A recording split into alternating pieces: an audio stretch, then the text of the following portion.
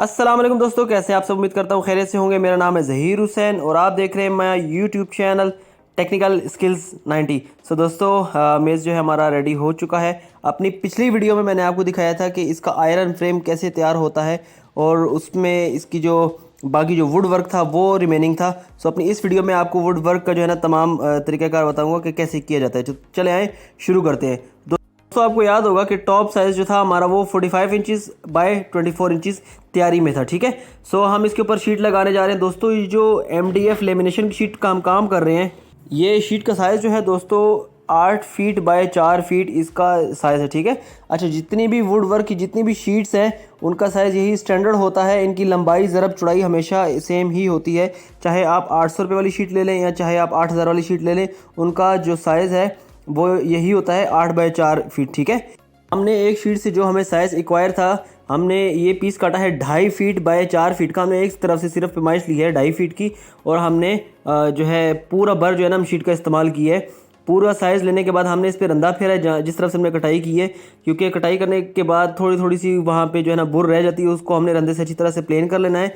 Plane करने के बाद हमने लगानी है ट्रिम। जैसा कि आप देख रहे हैं कि ये ट्रिम प्लास्टिक की ट्रिम है। इस ट्रिम का जो साइज़ है ना वो लंबाई होती है 8 फीट और इसकी चौड़ाई शीट के बराबर होती है 1.25 इंच। ठीक है दोस्तों। सो ये ट्रिम लगाना बहुत ही आसान तरीका है। आपने सिर्फ ट्रिम को प्रेस करते जाना है और ट्रिम ने शीट के ऊपर चढ़ते जाना है। अक्सर कारीगर क्या करते हैं कि ट्रिम इसी तरह लगा देते हैं या ट्रिम के कॉर्नर में कील लगा देते हैं, लेकिन थोड़ा सा वक्त गुजरने के बाद अगर किसी का हाथ लगे या किसी भी वजह से या पानी लगने की वजह से ये ट्रिम वहाँ से निकल जाती है और फिर दोबारा अपनी जगह पे सही नहीं बैठती।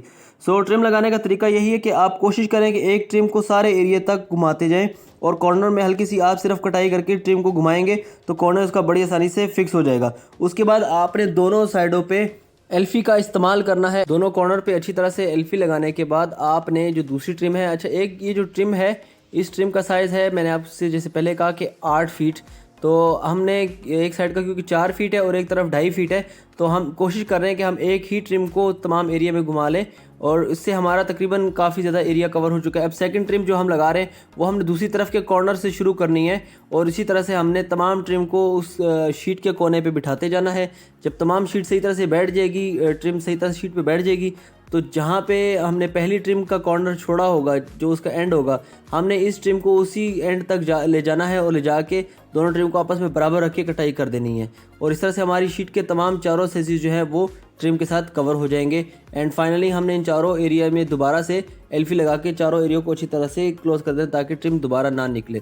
सो ये आसान तरीका है। बजाय कील लगाने के आप अगर ट्रिम को इस तरह से लगाएंगे सो बहुत ही आसानी से ट्रिम सारा एरिया कवर भी कर लेगी और इसकी फिनिशिंग लुक भी आपको बहुत अच्छी दिखाई देगी। फाइनली जब हमारा टॉप शीट बिल्कुल तैयार हो जाएगी, अब आएंगे हम अपनी बाकी साइज़ की तरफ। अच्छा, ये जो पीस है ये हमें चाहिए 18 इंच का बाय 4 फीट का। हमने एक साइड से कमी कर लेनी है क्योंकि हमारी एक साइड पे, जैसे मैंने आपसे पहले कहा था कि 45 इंच का हम एक साइज़ ले रहे हैं। ये शीट जो है हमारी ये फ्रेम के अंदर आनी है, तो हमने क्या करना है कि इस शीट का जो साइज़ है वो 45 बाय 18 इंच का हमने इसका साइज़ बराबर कर लेना है। कोने से एक साइड पे हमने एक पाइप का, जैसे आपने देखा कि पाइप रख के हमने उसकी भी कटाई कर ली। आपने इसका पूरा साइज़ ले लेना है। इसी के बाद हम दोबारा रेल का साइज़ ले रहे हैं। रेल, जैसा कि मैंने आपको बताया था कि एक ने क्योंकि केबल से बाहर आना है, फ्रेम से बाहर आना है, जैसा कि कंप्यूटर टेबल में आप देख सकते हैं कि रेल जो बाहर आती है, तो हमने रेल का साइज़ ले लेना है। पूरा हमने रेल का साइज़ लेके हमने उसको अपनी दोबारा इसी से कटाई कर लेनी है। कटाई सेम उसी तरीके से करने के बाद हमने रंदा फेर लेना है। एजेस हमने बराबर कर लेने हैं। सेम एजेस बराबर करने के बाद अभी हमने यहाँ पे क्योंकि रेल का हमने क्लिपर लगाना है, आपने देखा होगा कि क्लिपर है, तो हम ये चाह रहे हैं कि क्लिपर बिल्कुल सेंटर में लगे। उसके लिए हम बहुत ही आसान तरीका है, हम मार्कर से शीट के दरमियान में हम बिल्कुल बराबर से निशान लगा लेंगे। शीट के निशान लगाने के बाद हम काले पेज जो है इंची के, हम वो काले पेज ले लेंगे और रेल का वो कब्ज़ा जो शीट के साथ लगना है उसको उसके बिल्कुल सेंटर में रख के हमने तमाम पेचों को एक ही लाइन में लगाना है। इस तरीके से हमारी जो रेल का जो फ्रेम है जिसने शीट के साथ अटैच होना है वो बिल्कुल बराबर सही तरीके से फिक्स हो जाएगा। एक साइड पे अच्छी तरह से कसाई करने के बाद हम शीट को घुमाएंगे और बिल्कुल सेम उसी की अपोजिट साइड्स में हम दूसरी जो रेल का साइज़ था वो भी हम लगा लेंगे और इसके बाद हम ये रेल को अच्छी तरह से बिठाएंगे, सेटिंग इसकी बराबर करेंगे। जब लॉक एक दूसरे लॉक में सही तरह से फंस जाएंगे सो हमारी रेल बिल्कुल सही तरीके से चलेगी। आप देख सकते हैं कि हमारी ये जो स्लैब है बड़ी आसानी से बाहर आ रही है और ये अपनी फिनिशिंग फॉर्म में आ चुकी है, बिल्कुल ठीक हो चुका है। ठीक है दोस्तों, सो ये तरीका है लगाने का। अगर इसमें थोड़ी सी भी ऊंच नीच हो जाए तो इसकी सेटिंग सही से नहीं बैठेगी और आपकी रेल सही तरह से वर्क नहीं करेगी। जब हमारी सही तरह से ये रेल की ट्राई होगी, हमने दोबारा से लॉक को, आपने देखा था कि जो लॉक थे, हमने उन लॉक को दोबारा खोल लेना है और उसके बाद इस ट्रिम को हमने इस तमाम एरिया के अच्छी तरह से लगा लेना है। अच्छा, हम ये एक साइड से एक ट्रिम काट रहे हैं।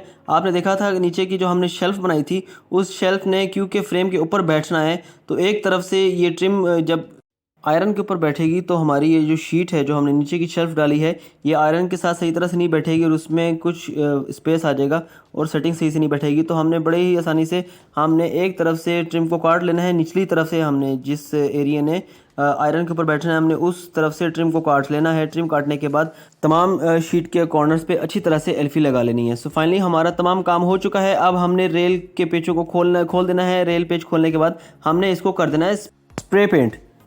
दोस्तों, ये स्प्रे पेंट इंस्टेंट पेंट होता है। आपने इनेमल पेंट अगर तो मिक्सिंग करके लगाना है मिट्टी के तेल में या पेट्रोल में, तो उसके लिए आपको कंप्रेसर की ज़रूरत होगी, या आप पेंट ब्रश की मदद से भी कर सकते हैं, जैसा कि मैंने आपको अपनी पिछली वीडियो में करके दिखाया है। और अगर आपके पास ऐसी कोई सहूलत मौजूद नहीं है, सो आप इंस्टेंट जल्दी से इसको खुश करना चाहते हैं, तो आप ये स्प्रे इनेमल ला सकते हैं। ये मोस्टली आपको 250 रुपये का मार्केट से ईजिली मिल जाता है। सो आपने ये स्प्रे, ये तकरीबन एक स्प्रे जो है ना तमाम फ्रेम के लिए काफ़ी है, और इस स्प्रे की मदद से आपने तमाम एरिया को अच्छी तरह से कवर कर लेना है। सो फाइनली 15 से 20 मिनट आपने छोड़ देना है इस पूरे फ्रेम को। जब फ्रेम अच्छी तरह से खुश्क हो जाएगा, सो अब हमने इसकी जो टॉप शीट थी हमने वो लगाना है। सो आसानी के लिए हमने मेज़ को कर दिया है उल्टा। आपने देखा था कि हमने कैचर लगाए थे फ्रेम में, हमने उन कैचर को और इस शीट को बराबर अच्छी तरह से साइज़ ले लेना। चारों साइज़ लेने के बाद हमने काले पेच, आधी इंची के जो काले पेच है, आपने इसका ख्याल रखना है। आपकी शीट 1.25 इंची है तो आप कोशिश करें कि उससे कम साइज़ के ही आप कील लगाएं। अगर आप 1.25 इंची के भी कील लगाएंगे तो वो इस मेज़ में से बाहर निकल सकते हैं और मेज़ की जो टॉप शीट है वो ख़राब हो सकती है। सो आपने कोशिश करना है कि आपका जो भी शीट का साइज़ हो, आपने उससे कम ही साइज़ रख के आपने शीट के जो पेच है वो लगा देने। जब हमारी टॉप लग गई तो हमने सेकंड लगानी है अपनी शेल्फ़। जैसा कि आप देख सकते हैं कि हमारी शेल्फ़ भी लग चुकी है। अब हम लगा रहे हैं इसमें अपनी रेल। हमने रेल को क्योंकि पहले खोल लिया था, स्प्रे करने की वजह से रेल में आप देख सकते हैं कि छोटे छोटे से दाने होते हैं, ये दाने ख़राब हो जाते हैं। सो मेन मकसद यही था इस रेल को खोलने का। हमने रेल खोल के पेंट कर ली और दोबारा फिर से हमने मूव पेज की मदद से, बड़ा ही आसान तरीका है, आपने मूव पेज दोबारा से लगा लेने और हमारी रेल लग जानी है। सो फाइनली हमारी जो रेल थी ये लॉक की मदद से निकल आती है, लॉक की मदद से दोबारा लग जाती है। बहुत ही आसानी से हमने इसको लगा देना है और फाइनली हमारा मेज़ हो गया है तैयार और बहुत ही खूबसूरत, बड़ा ही ज़बरदस्त। ये थोड़ा सा साइज़ जो है ना आउट साइज़ है, बड़ा साइज़ हमने बनाया है क्योंकि ये बेसिकली एक कंप्यूटर लैपटॉप के लिए बेसिकली बनवाया गया है और उसमें उनको ग्राफिक पैड की भी ज़रूरत होती है यूज़ करने की, ग्राफिक डिज़ाइनर ने बनवाया है। सो इसलिए इसका साइज़ जो है थोड़ा सा बड़ा रखा है। उम्मीद करता हूँ कि आपको पसंद आया होगा वीडियो। अगर पसंद आई तो दोस्तों इसको लाइक ज़रूर कीजिएगा। अपना बहुत सा ख्याल रखिएगा, दुआ में याद रखिएगा। अगली वीडियो तक ले दीजिए इजाज़त। अल्लाह हाफ़िज़।